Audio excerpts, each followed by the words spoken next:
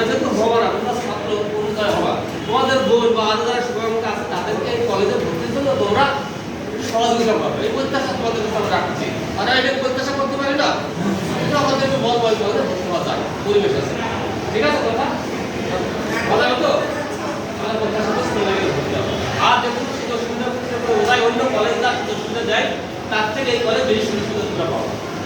এই সুযোগ সুবিধা বলতে কীভাবে, যখন ভর্তি সময় কিন্তু সহ অন্যান্য বেতন ভাতাও বেশি লাগে খুব কম, এবং এখানে সেমি পাঠটা বা যে ক্লাসটা হয় একদম প্রাইভেট, প্রাইভেট পড়া লাগবে না, এটা খুব প্রাইভেট পড়া লাগবে, সারাই পড়া।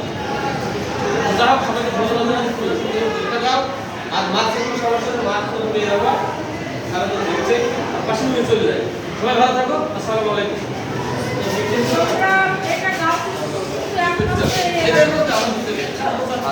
আর আমরা কিন্তু